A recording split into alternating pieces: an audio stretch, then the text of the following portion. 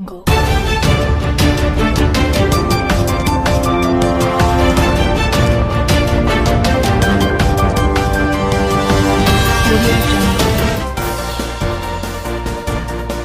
ଆଜିର ପାଣିପାଗ ଖବର। ସତର୍କ ରୁହନ୍ତୁ ଏହି 15 ଜିଲ୍ଲା। ଆଗାମୀ 3 ଘଣ୍ଟା ଭିତରେ ପ୍ରବଳ ବର୍ଷା। ରାଜ୍ୟରେ 15 ଜିଲ୍ଲାକୁ ସତର୍କ ରହିବାକୁ ପରାମର୍ଶ ଦିଆଯାଇଛି। ଆଗାମୀ 3 ଘଣ୍ଟା ପର୍ଯ୍ୟନ୍ତ 15ଟି ଜିଲ୍ଲାକୁ ୟେଲୋ ୱାର୍ଣ୍ଣିଂ ଜାରି କରିଛି ଆଞ୍ଚଳିକ ପାଣିପାଗ କେନ୍ଦ୍ର। ବର୍ଷା ଘଡ଼ଘଡ଼ି ସହ ତୋଫାନରୁ ପୂର୍ବାନୁମାନ କରି ନବରଙ୍ଗପୁର, ନୂଆପଡ଼ା, ବଲାଙ୍ଗୀର, କଳାହାଣ୍ଡି, ବରଗଡ଼, ମାଲକାନଗିରି, କୋରାପୁଟ, ରାୟଗଡ଼ା, ଗଜପତି, ଗଞ୍ଜାମ, ଢେଙ୍କାନାଳ, ଅନୁଗୁଳ, କେନ୍ଦୁଝର, କନ୍ଧମାଳ ଓ ମୟୂରଭଞ୍ଜକୁ ସତର୍କ ରଖାଯାଇଛି। ଏହିସବୁ ଜିଲ୍ଲାରେ ଗୋଟିଏ କିମ୍ବା ଦୁଇଟି ସ୍ଥାନରେ ଆଗାମୀ 3 ଘଣ୍ଟା ମଧ୍ୟରେ ବର୍ଷା ଓ ଘଡ଼ଘଡ଼ି ସହ ଝଟକା ପବନ 30ରୁ 40 କିଲୋମିଟର ଘଣ୍ଟା ପ୍ରତି ହେବାର ସମ୍ଭାବନା ରହିଛି।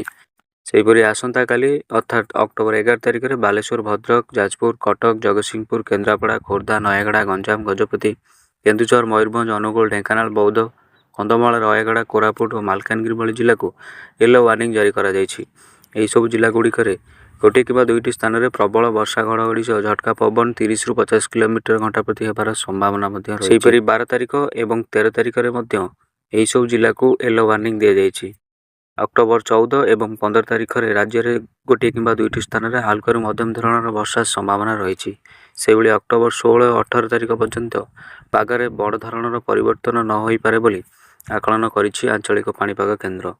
ଦର୍ଶକ ବନ୍ଧୁ, ଭିଡ଼ିଓକୁ ଶେଷ ପର୍ଯ୍ୟନ୍ତ ଦେଖିଥିବାରୁ ଆପଣଙ୍କୁ ବହୁତ ବହୁତ ଧନ୍ୟବାଦ। ଆମ ଭିଡ଼ିଓଟି ଯଦି ଆପଣଙ୍କୁ ଭଲ ଲାଗିଛି, ଭିଡ଼ିଓ ଗୋଟେ ଲାଇକ୍ କରନ୍ତୁ। ଆମ ଚ୍ୟାନେଲରେ ନୂଆ ଥିଲେ ଚ୍ୟାନେଲକୁ ସବସ୍କ୍ରାଇବ୍ କରନ୍ତୁ।